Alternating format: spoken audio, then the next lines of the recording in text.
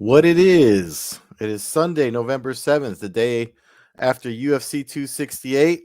I'm Ed Carbajal. This is your Sunday submission for MMANews.com. Make sure you do the thumbs up, bell notification, and all that stuff on the MMANews.com YouTube channel where these videos and other videos like the interviews we do live. This week we have Felicia Spencer and Stephen Wonderboy Thompson. Interviews done courtesy of the Canadian God, James Lynch. You can follow me on Twitter at Carbazel. And let's get into it. We got a lot of stuff to get into this weekend, man. I mean, it's if you can't tell, I'm a little worn out. It was a lot of stuff going on this weekend. We had a lot. Friday we had Bellator 270 in Dublin.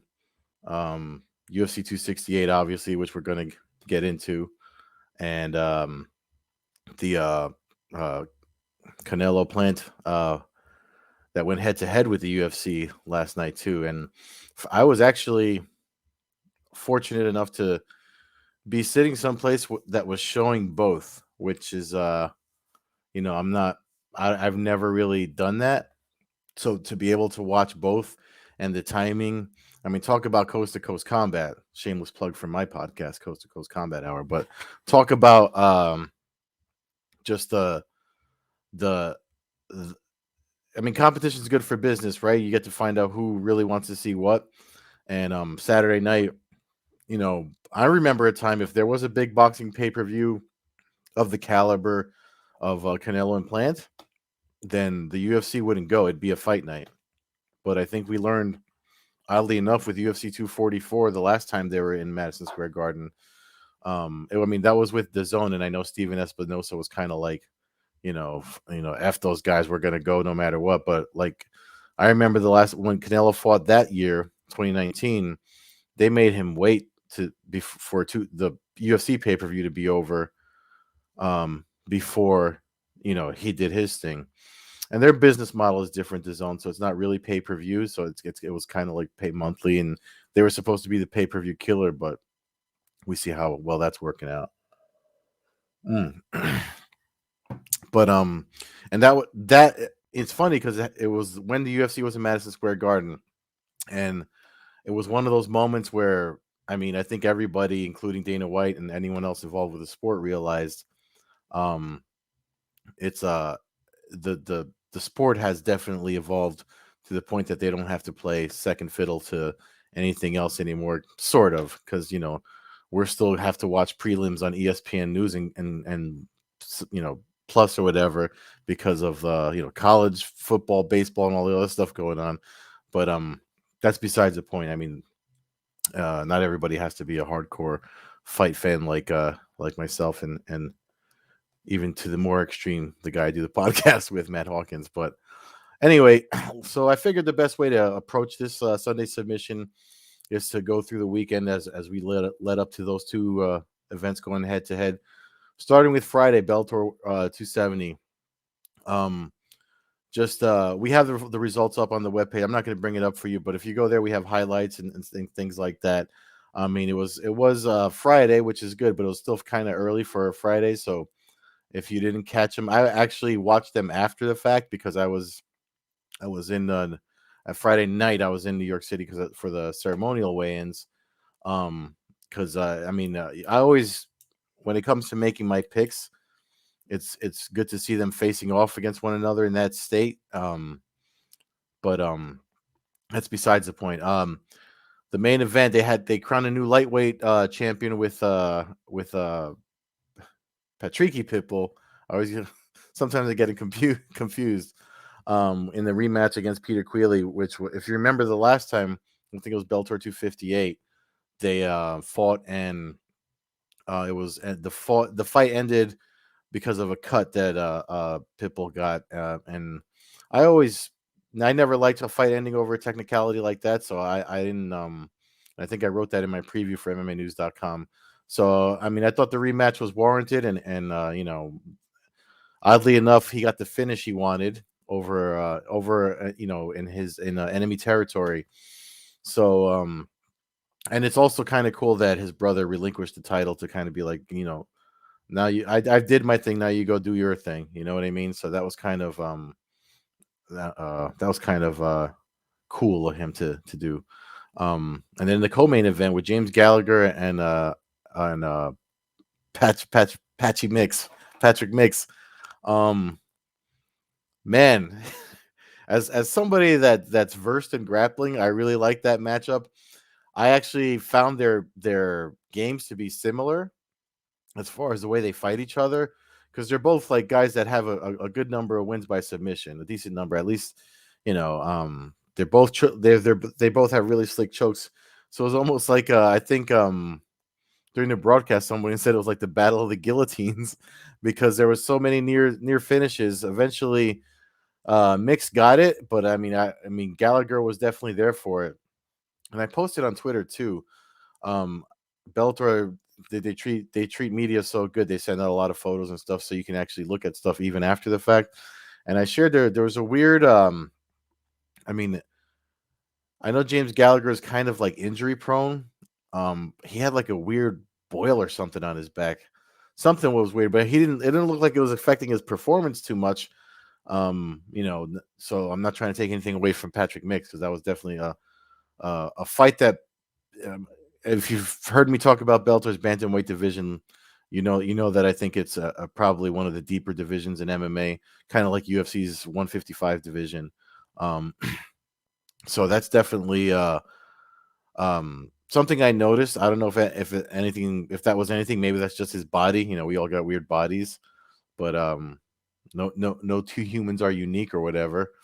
But anyway, and there was a lot of other great finishes on that fight. You can go to check out the prelims on Bellator's YouTube channel, um, which I know there's some nice submission victories there too. But I don't want to stay too long on one event, so we can move into Saturday because the uh, the double header with boxing and MMA, Canelo Plant and UFC 268. Hmm. Let me segue right into. I'm gonna bring up my 7 takeaways here from UFC 268. But since I talked about lightweights and I'm wearing a Bellator hoodie, um, I want to segue right into the fight, the main card opener. There's a lot that and I'm gonna bring it up on the screen for you to share with you guys here. There's a lot to take away from this event, and I say this on every takeaways that I write for this website. But give me 1 second. All right, excuse me. The hold on. I want to get to the lightweight. I think two of my takeaways had to do with this lightweight fight between Michael Chandler and Justin Gaethje. So I haven't kept it a secret as long as I've been doing this Sunday submission for MMANews.com. This thing, I haven't kept it a secret. This fight, John Morgan said it best in the post-fight press conference. You could have probably written the fight of the night check prior to the fight actually happening, because it was like for the hardcores. Everybody knew that this fight was going to deliver. I thought a finish was going to come, and as much, and I know I'm wearing the Bellator hoodie and stuff, but as much as I thought Michael Chandler was going to get put away by Justin Gaethje, I mean, he came, and the reason being that I just talked about the pitbulls. He's got a lot of his losses are knockouts or TKOs. Like he's been knocked out. So, and this is where I started thinking actually this morning. I'm like, people talk about MMA math or even combat sports math when you're matching fighters up and stuff like that. It's like, how do you? I mean, first of all, we all know MMA math is like non-existent. It's stupid. It's stupid. But it just made me think. I'm like, I mean, not that I would want to get hit by anyone that competes in MMA as hard as they hit, but I was like, is Justin Gaethje not hitting as hard? Because he seems like he hits like a hammer. And we've seen Chandler get dropped and finished, and he did get dropped. He didn't get finished though. I mean, he was there for it by round 3. I just tweeted the meme this morning. He was like Robert De Niro in Raging Bull when he's making his brother punch him in the face in round 3.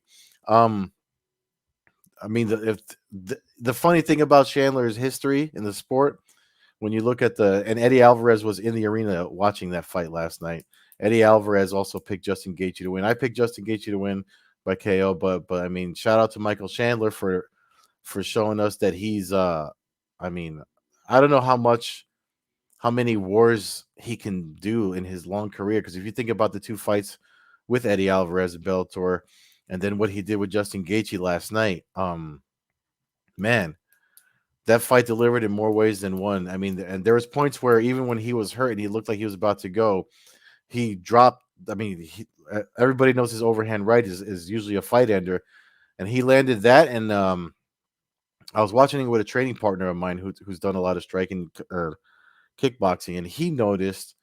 I mean, he was actually concerned with uh, Justin Gaethje ducking, because he was doing this to avoid the overhand right, and Chandler adjusted with an uppercut that landed a couple of times that looked like it phased Justin Gaethje, but it's crazy how he just seems to it's like he wants to get half knocked out to fight better.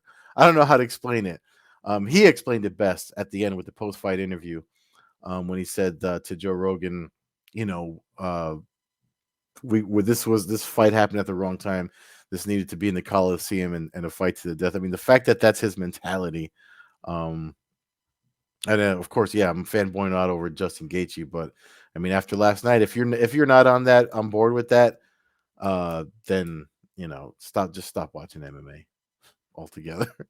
um, and the thing about this here with them returning to New York, that was my first takeaway.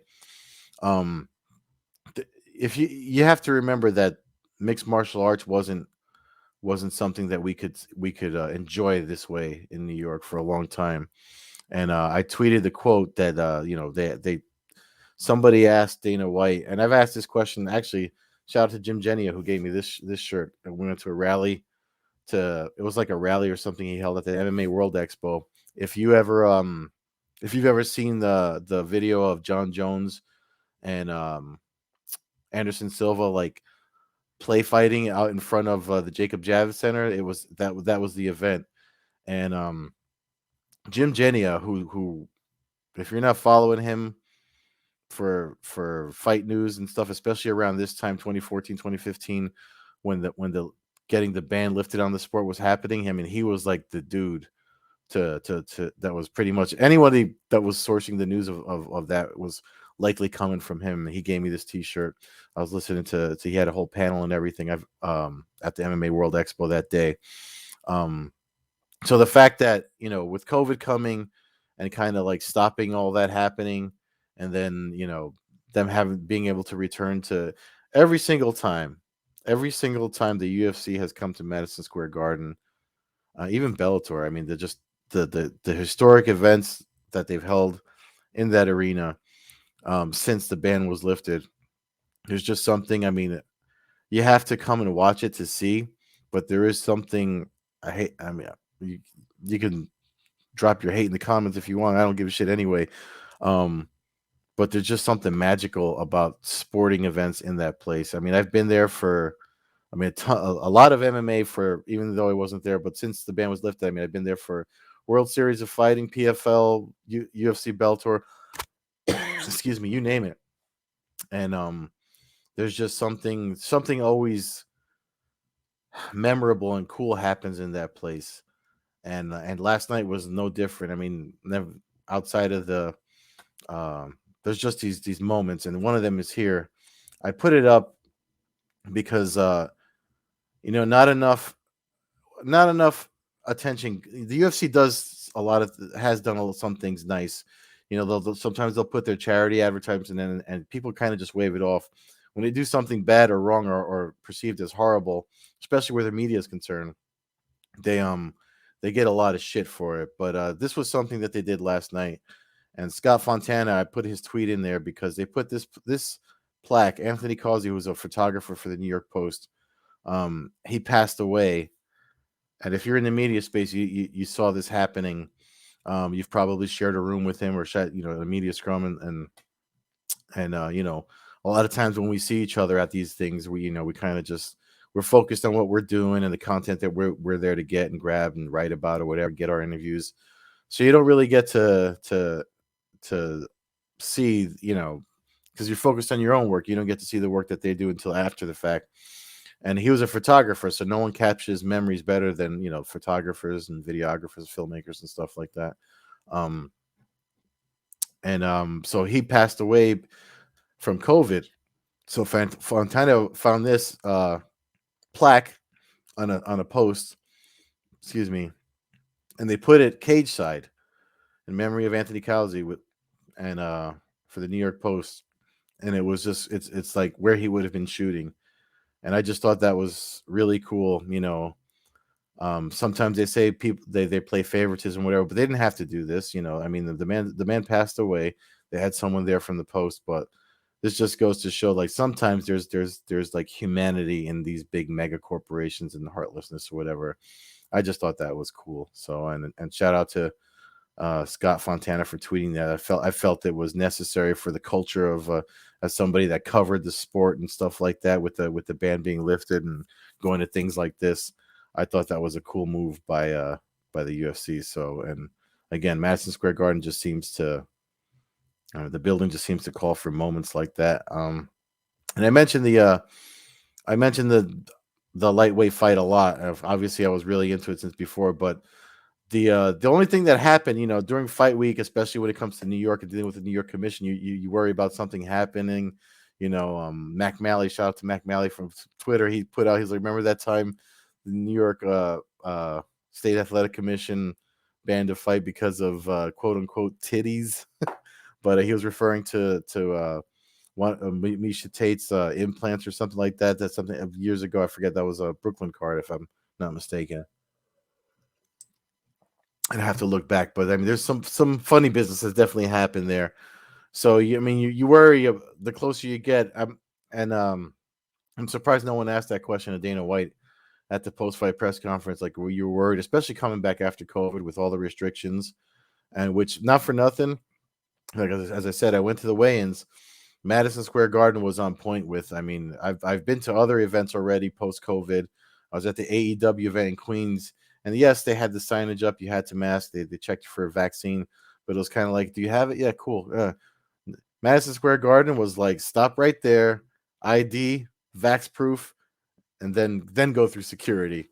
So they definitely. I mean, it's on another level there. Everything they do there is on another level. But and it's funny because when asked in the post fight press conference, Dana White, they asked if he was, because usually they do November, November, the Garden, and then around like February, March, Brooklyn, Barclays. So they asked, like, since you're kind of coming back, um, when can we expect you in Brooklyn? And Dana White actually said, he's like, we'll probably come to the Garden again before we go to Brooklyn. Which, I mean, of course, I'm not going to mind. It's literally 40-minute train ride for me. I pop up right underneath Madison Square Garden. So come back anytime, Mr. White. But anyway, the last minute lineup change when they moved the Gaethje Chandler fight up to the main card opener. I didn't mind that at all. Like, there's some people I talked to that were like, it's funny. They were like, oh, why did they do that? I'm going to want to go home after that fight. And it's funny because obviously they opened up with that war, and then it's like, okay, these guys got a lot to live up to. Then Billy Quarantillo and Shane Burgos had their war, was good. Good enough that Dana White says he's going to throw them, even though he didn't mention them in the bonuses. They're going to get something. Um, uh, you know, it set a bar, and then it's like, even though, I mean, maybe the title for the main event was really good, Usman and Covington. We're going to get to that in a minute. And then the title fight, the strawweight title fight, was definitely it was a split decision for not Rose Namajunas, which is one of the later takeaways. But I mean, she picked up a win. I mean, she was aggressive off her back. Wei Lee was I mean, there's rounds that you could have gone either way with, but I mean, that Wei Lee Zhang definitely was more aggressive than she should have been. I mean, than she should have been. Than she was in the previous, is what I meant to say, in the previous fight. But man, great fights all around. One other takeaway, because I'm looking at the time, I don't want to go over. I do want to talk about the Canelo plant at the end here. But this, I can't play this for you, but check out the 7 takeaways piece so you can check out this spinning back kick from Chris Barnett, who doesn't look like. I mean, if you've seen him fight before, they found him. I think where would he fight before in LFA? I forget where. I forget where we saw him fight before and do his. For if you look at him, if you saw him walking down the street, you wouldn't think he can do the moves that he does. But he did this spinning back kick. He's got a spinning back kick. He's got a Taekwondo background, and he talked about it afterward that the technique that he did, the fake with the spinning back kick that he landed on Vellante, he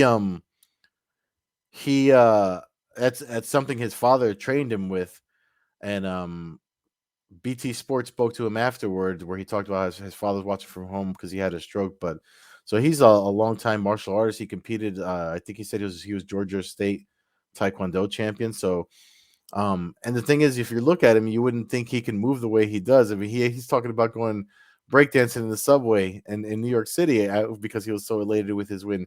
He said that to BT Sport. I'm not making that up. But the coolest thing about this, and then when I talked about moments in Madison Square Garden, so of course we got this highlight reel knockout. Barnett's stock has probably risen, but the coolest outside of fighting, cool points for just being a decent human being. This was likely Gian Vellante's last fight. He's in a New York staple, one of the favorite fighters from another Long Island. He's out of Longo Serra out there in Long Island with Ray Longo and them. Chris Weidman's longtime training partner. He was in his corner last night. It was nice to see him up and about after his leg break too. So maybe we'll see him again soon. But this is supposed to be like his retirement fight, and I mean it sucked that he lost. But Barnett, well aware of where he was and Vellante's time in the sport and everything, literally gave his mic time to honor Vellante, and it was just super cool to see. I mean, if you weren't a fan of Barnett before because of what the highlights you've seen before he got to the UFC, you got to be after UFC 268. And I already talked about the lightweight. And the funny thing about the co-main event, so that'll be a nice segue into let me talk about Usman really quick. I mean, one thing about Colby Covington's gimmick of just making you hate him with everything he's doing, he does that so well. He takes away from the fact and that he's a really good mixed martial artist. I mean, even Dana White said in the post-fight press conference, if Kamaru Usman doesn't exist, Colby Covington's probably the best welterweight in the UFC's 170-pound division, and he cemented that last night.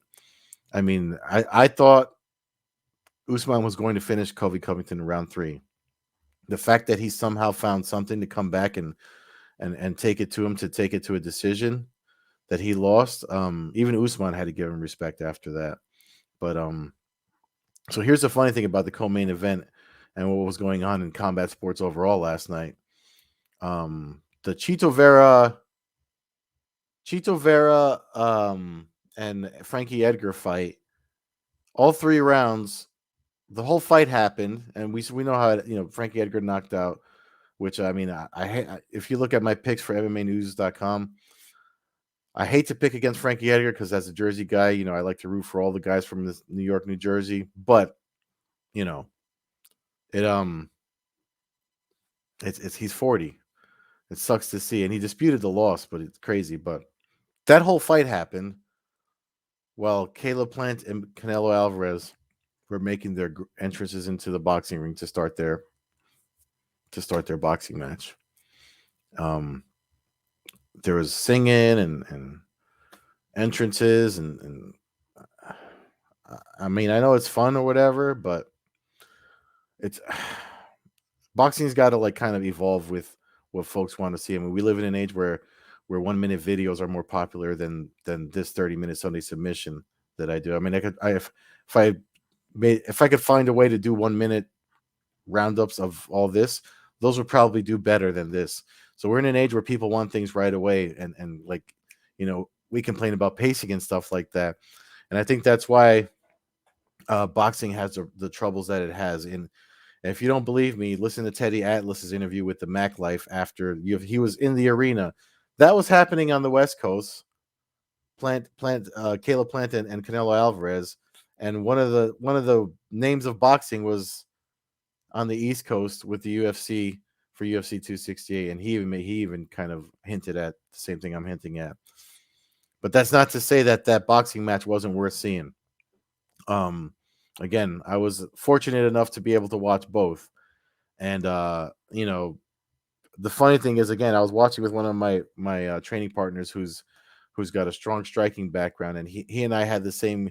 If you remember the shoving incident and stuff when they did their face off, um, it was funny because we both had the same opinion. Like we saw everything we needed to see when Canelo pushed, or I forget who pushed who first, but Plant throws a punch, Canelo dodges it, and then catches Plant and like cut him or whatever. And that little uh, face off that they had a month or two ago before the actual boxing match happened, and that's pretty much was like it was telling of who you knew was going to win the fight, and it happened. I know it took him.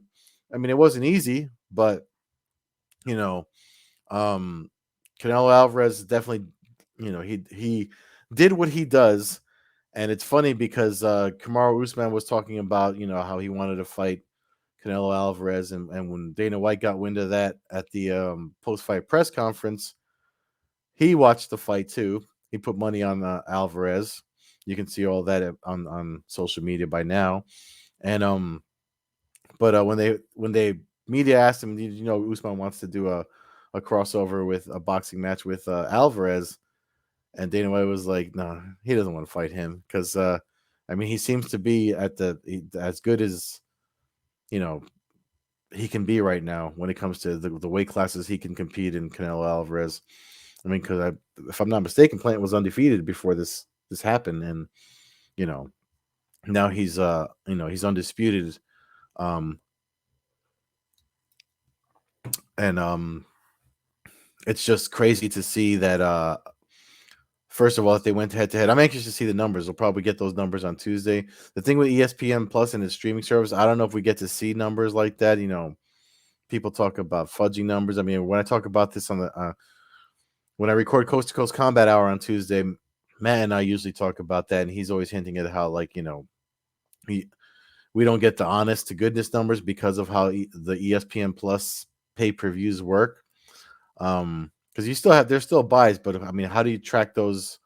I don't even know how that's tracked. I know Dave Meltzer, Wrestling Observer, all those guys do that. So I follow a guy, Jedi Goldman, on Twitter because he just puts the information out there with no decorative explanations. It's just like here's pay-per-view numbers and this is what they were. Um so I'm anxious to see. I mean, they went head to head, and I'm anxious to see how they did. But as far as what we saw in boxing on Saturday night, um just get to the fights. I mean, your fans will be a lot happier if you just get the fight started. I mean, we're past the times of build-ups and things like that. I think there's the problem with boxing is their marketing. It's not the sport, and it's not the athletes. It's not the boxers. They're phenomenal. I think it's the business old heads, and as an old head, I can say this because I see what folks like, and I see what folks don't like, and even if I don't like it, it doesn't mean it's not working. I just shit on TikTok, but you know, the freaking UFC's credentialing well-known TikTokers over my small-time ass. So what does that tell you? You know what I mean? It tells you that times are changing and folks just want to see things a little faster and a little easier. So I think if boxing can find a way to, I mean, Eddie Hearn's got it. Eddie Hearn's the guy that understands that. I think the best. Pro Bellum is a new promotion out there. If you haven't seen them, they're going to probably start putting on events fairly soon, and they seem to have that idea well down. So, um, I mean, boxing is definitely not dead as long as guys like Canelo and Tyson Fury and the mega fights are there. So there's still something to strive for, and definitely worth watching because that fight was fun. If you didn't watch it, um, I mean, Canelo's just it's weird. Him and Connor have that weird. They're not huge guys, but their wingspan, like their reach is. I feel like I've written something about body types and soma types before, and how ectomorphs are kind of like um they do well in combat sports. It's almost beneficial to have that body type versus, another body type. But you never know, man. It's just talent and training and hard work, and some guys are lucky enough to be gifted with stuff, natural ability and physical attributes like that. But that's it from me. It was a long weekend, man. I'm tired. It was a late night when you do double title fights on a pay per view on the East Coast. It tends to be a late night. And I know the Euro folks can agree with that. It's leaving later for them. So hopefully you had a good weekend. Daylight savings time didn't mess you up too bad. Thank you so much for watching. Make sure you subscribe to the YouTube channel, do the bell, thumbs up, and all that stuff that I said in the beginning. Check out MMANews.com for all the results of everything I just talked about and some highlight gifs and little clips that I can't play on YouTube. And if you like anything that or want to see all the other stuff I do, including my own podcast that I mentioned, check me out on Twitter at Carbazel. I got a newsletter and all that stuff. You guys can keep up with everything I'm doing. Thank you so much for watching. Enjoy the rest of your Sunday.